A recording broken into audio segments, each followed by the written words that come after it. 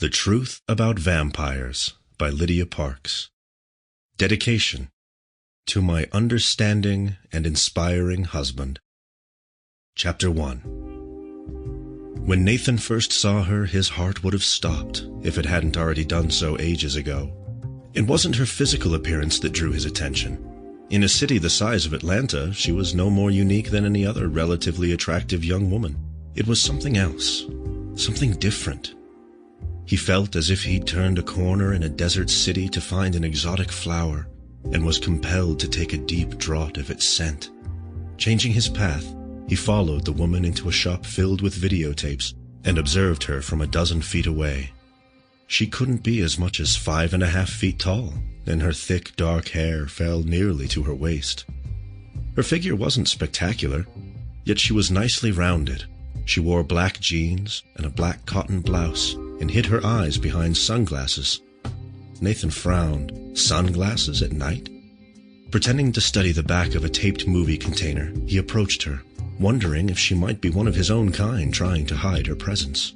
He waited for the awareness to tingle at the back of his neck, but nothing happened. No vampire was that good at disguise. She wasn't a child of the night. He stepped closer, and the sound of her heartbeat verified his verdict. So, what was she? Her scent was odd. She smelled of herbs and smoke and honeysuckle, all mixed together in a very feminine package. Was she simply a mortal woman? If so, why did it seem that his head had suddenly filled with fog? She moved toward him, and he turned to face the shelf. Her sleeve brushed against his arm as she walked past, and the fog thickened and swirled widely around him. He felt as if he were lifting off the ground, although he knew he wasn't. "Nate? Come on, baby, let's do it." "What?" He spun around and staggered back a step, entangling himself in strings of beads blocking a doorway. He stood in darkness. No bright lights, no shelves of plastic tape containers. A woman laughed, and he stared across the room at Star. Nathan battled his way free of the beads and glanced down at his empty hands. Hadn't he been holding a video case? "Come on, Nate. This is great shit, but it's gonna wear off if you don't hurry." Nathan straightened and looked around. What was he doing in Star's trailer? The small window to his left suggested the darkness of New Mexico nights.